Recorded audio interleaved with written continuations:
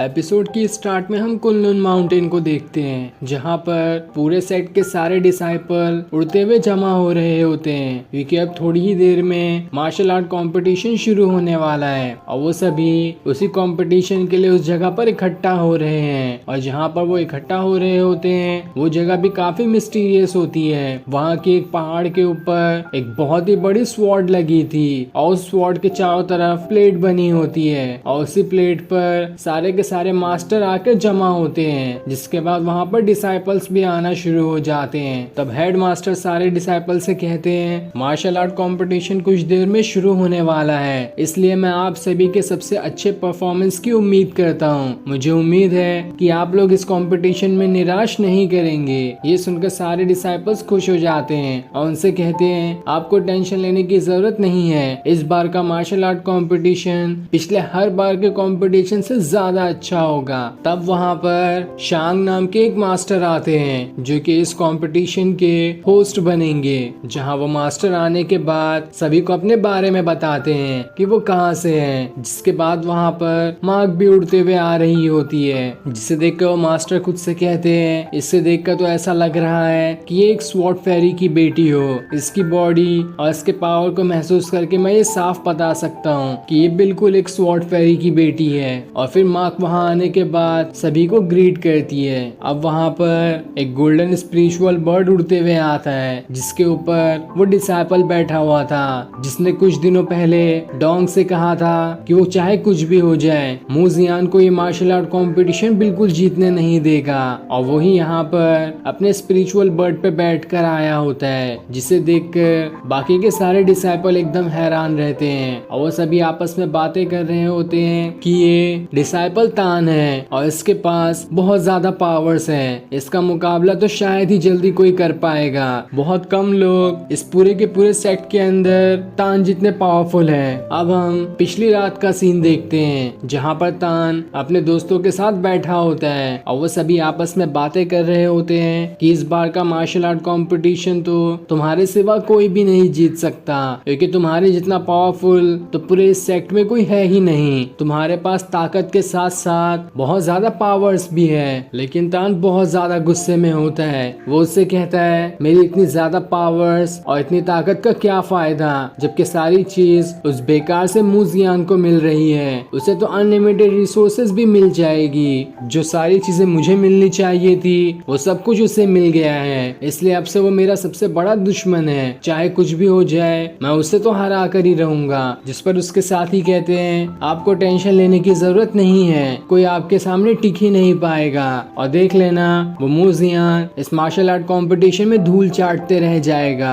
साथ ही तान किसी राज की बात के बारे में बातें कर रहा होता है कि अगर वो सबके सामने आ गया तब मैं देखता हूँ कि कैसे मू जियान इस सेक्टर में टिक पाता है। जिस पर उसके साथी कहते हैं आपको टेंशन लेने की जरूरत नहीं है, आप जो कहेंगे वो सब हम करने के लिए तैयार हैं। अब प्रेजेंट टाइम में तान अपने उन दोनों साथियों को इशारा करते हुए कहता है जैसा जैसा मैंने तुम लोगों को बताया है बिल्कुल वैसा ही करना। जिस पर उसके साथी भी हाँ में जवाब देते हैं। अब अगली बारी उस डिसाइपल की होती है जो वहाँ पर उड़ते हुए आ रहा होता है और ये डिसाइपल वो होता है जो मार्क से दोस्ती करना चाहता था। और जब उसे पता चला था कि मू जियान और मार्क एक भाई बहन की तरह लगते हैं, तभी से उसने सोच लिया था कि वो मार्क से तो दोस्ती करके ही रहेगा। और ये वही डिसाइपल होता है जो अपनी स्वॉर्ड के साथ उड़ते हुए वहाँ पर आ रहा होता है, जो आते साथ ही एक डिसाइपल को परेशान करते हुए पूछता है अरे बताओ तुम कौन हो, तुम्हारा लेवल क्या है, तुम्हारे पास कौन सी पावर्स हैं, मैं भी देखूं कि मैं तुम्हें हरा पाता हूँ या नहीं। लेकिन तब ये देखकर वो डिसाइपल वहाँ से दूर हट जाता है, इसलिए वो वाला डिसाइपल भी वहाँ से चला जाता है। अब सारे डिसाइपल वहाँ पर जमा हो चुके थे,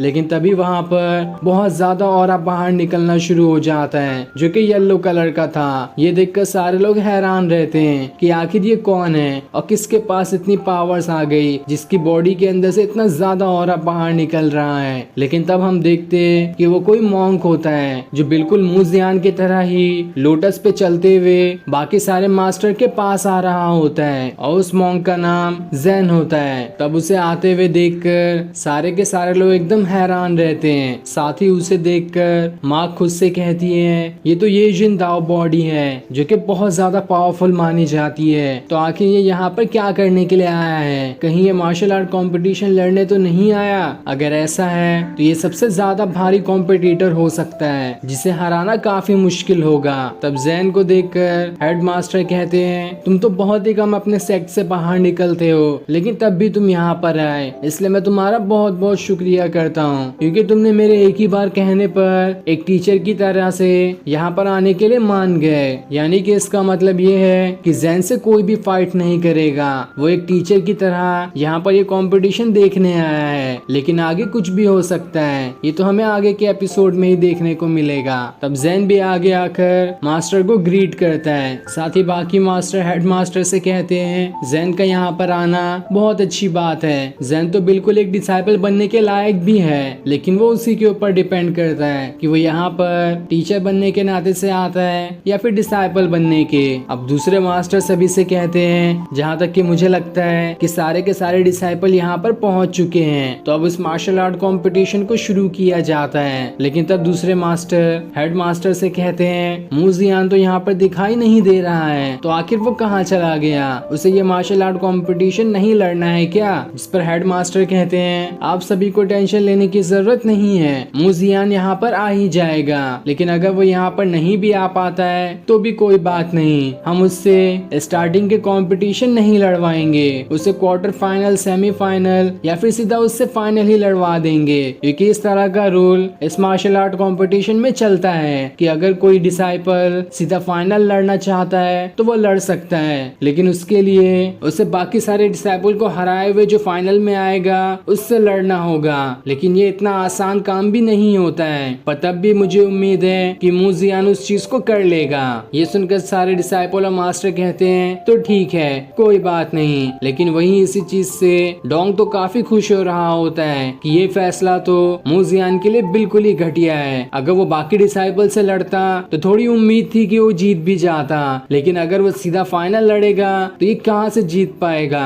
इसलिए ये फैसला बिल्कुल ही गलत था कि मूजियान को सीधा फाइनल लड़ा दिया जाए। अब वो दूसरे मास्टर सारे लोगों से कहते हैं, ये मार्शल आर्ट कंपटीशन शुरू होने वाला है और इसमें से सबसे खास 10 लोगों को चुना जाएगा जिन्हें फॉरबिडन वैली के अंदर जाने का मौका मिलेगा। पर जो डिसाइपल इस मार्शल आर्ट कंपटीशन को जीतेगा उसे जानशी स्पिरिट बॉटल दी जाएगी, जो सुनकर सभी हैरान हो जाते हैं। साथ ही वो लड़की जो शराबी मास्टर के साथ थी, वो खुद भी ये कह रही होती है कि ये स्पिरिट बॉटल तो बहुत ज्यादा पावरफुल है, जो कि ह्यूमन सोल को स्पॉटलेस और फॉलेस बना देती है, जिस तरह से एक गॉड की सोल होती है। जिस हिसाब से तो ये स्पिरिट बॉटल जिसे मिलेगी उसकी पावर्स तो पहले से बहुत ज्यादा बढ़ जाएगी। साथ ही ये चीज सुनकर मार्क भी काफी ज्यादा खुश होती है कि ये स्पिरिट बॉटल तो मूजियान को ही मिलेगी और इस वजह से वो बिल्कुल पहले से बहुत ज्यादा पावरफुल बन जाएगा। जिसके बाद सारे के सारे डिसाइपल